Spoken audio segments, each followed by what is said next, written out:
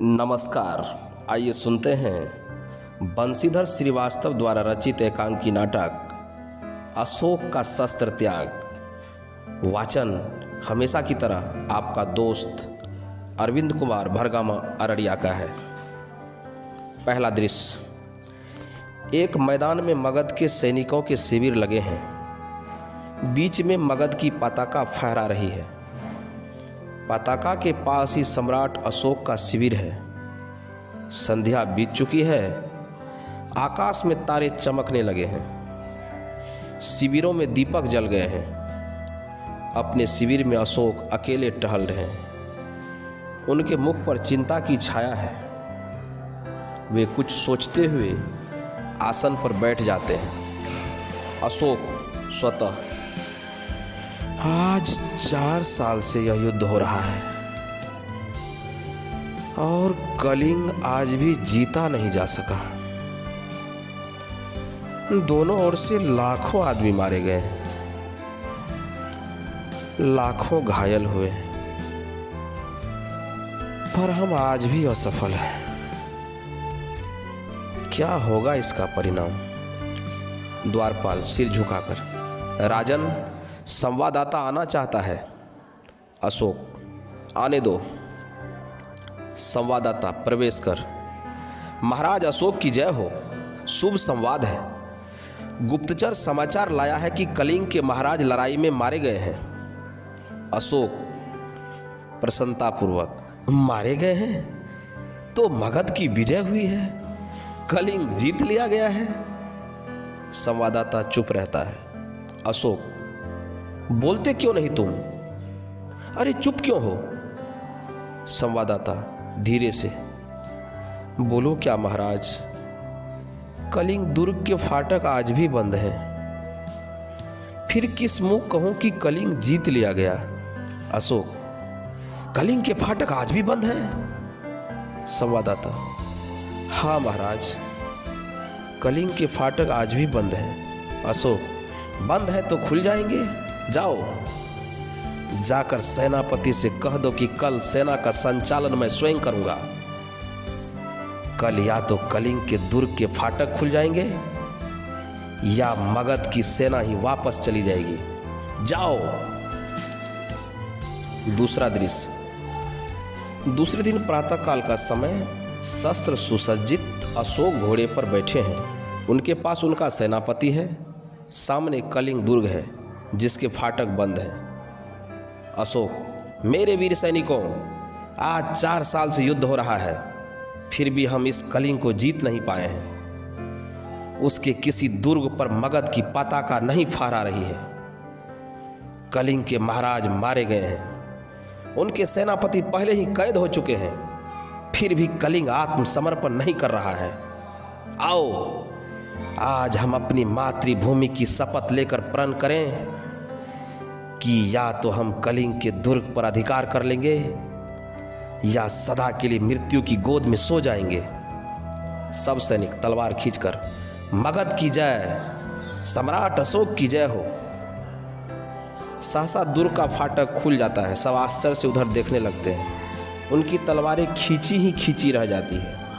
शस्त्र सज्जित स्त्रियों की विशाल सेना फाटक के बाहर निकलने लगती है। सेना के आगे पुरुष भेष में एक वीरांगना है जो सैनिक भेष में साक्षात चंडी सी दिखाई देती है। यह कलिंग महाराज की कन्या पद्मा है। स्त्रियों की सेना अशोक की सेना से कुछ दूरी पर रुक जाती है। अशोक के सिपाही मंत्रमुग्ध से देखते रह जाते हैं।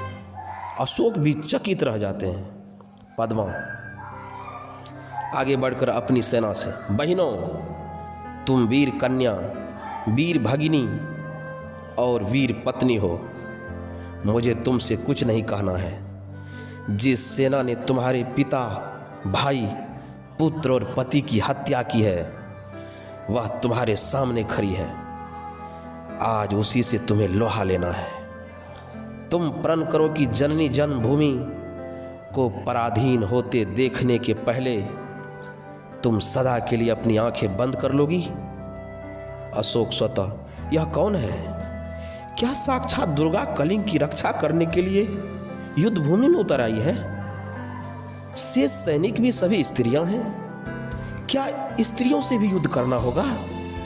क्या अशोक को स्त्रियों का भी वध करना होगा? ना ना ना ना, मैं स्त्री वध नहीं करूंगा। मुझे विजय नहीं चाहिए। मैं यह पाप नहीं करूंगा। मैं शस्त्र नहीं चलाऊंगा। सैनिकों, स्त्रियों पर हाथ न उठाना। आगे बढ़कर, तुम कौन हो देवी? पद्मा, मैं कलिंग महाराज की कन्या हूं। मैं हत्यारे अशोक की सेना से लड़ने आई हूं। जब तक मैं हूं, मेरी ये वीरांगनाएं हैं। कलिंग के भीतर कोई पैर नहीं रख सकता। कहाँ है अशोक? कहाँ है मेरे पिता का हत्यारा? मैं उससे द्वंद्व युद्ध करना चाहती हूं। अशोक तो मैं ही हूं राजकुमारी। दोषी मैं ही हूं, परंतु तुम स्त्री हो। तुम्हारी सेना भी स्त्रियों की है। मैं स्त्रियों पर शस्त्र नहीं चलाऊंगा। पद्मा, क्यों महाराज? अशोक, शास्त्र की आज्ञा है राजकुमारी। पद्मा, और शास्त्र की आज्ञा है कि तुम निरपराधियों की हत्या करो। शास्त्र की आज्ञा है कि तुम अपनी विजय लालसा पूरी करने के लिए लाखों माताओं की गोद सुनी कर दो। लाखों स्त्रियों की मांग का सिंदूर पोंछ दो। फूंक दो उस शास्त्र को जो तुम्हें यह सिखाता है। मैं तुमसे शास्त्र सीखने नहीं आई हूं, शस्त्रों से युद्ध करने आई हूं। तुम हत्यारे हो। मैं अपनी बलि चढ़ाकर तुम्हारे खून की प्यास बुझाने आई हूं। अपने सिपाहियों से कहो कि तलवार उठाएं। कलिंग की स्त्रियां तुमसे कुछ नहीं चाहती, केवल युद्ध चाहती है। अशोक सिर झुका लेते हैं। पद्मा, क्यों? सिर क्यों झुका लिया महाराज? मैं युद्ध चाहती हूं, केवल युद्ध। आज आपके भीषण युद्ध की पूर्णाहुति होगी। अशोक, बहुत हो चुका राजकुमारी। मैं अब युद्ध नहीं करूंगा, कभी युद्ध नहीं करूंगा। तलवार नीचे फेंक देते हैं। पद्मा, यह क्या महाराज? अशोक अपने सैनिकों से, तुम भी अपनी तलवारें नीचे फेंक दो। आज से अशोक तुम्हें कभी किसी पर आक्रमण करने की आज्ञा नहीं देगा। फेंक दो अपनी तलवारें। सभी सैनिक अपनी अपनी तलवारें फेंक देते हैं। पद्मा आगे बढ़कर, मैं भुलावे में नहीं आ सकती महाराज। मैं तुमसे युद्ध करूंगी। मुझे अपने पिता का बदला लेना है। अशोक सिर झुकाकर, तो लीजिए बदला राजकुमारी। मैं अपराधी हूं। जिस अशोक ने लाखों का सिर काटा है और जिस अशोक का सिर आज तक किसी के आगे नहीं झुका, वो अपने आगे नत है। काट लीजिए इस सिर को। मैं हथियार नहीं उठाऊंगा। मेरी प्रतिज्ञा अटल है। अशोक सिर झुकाकर खड़े हो जाते हैं। पद्मा, तो जाइए महाराज। स्त्रियां भी निहत्थों पर वार नहीं करेगी। आप अपनी प्रतिज्ञा की रक्षा के लिए जीवित रहिए। पद्मा अपनी स्त्रियों की सेना के साथ दुर्ग में चली जाती है और फिर अशोक अपने साथियों के साथ बौद्ध धर्म ग्रहण कर लेते हैं। कहानी अच्छी लगे तो कमेंट करें, शेयर करें, ताकि मैं आपके लिए इसी तरह की और कहानियाँ लेकर आता रहूं। Thanks for listening.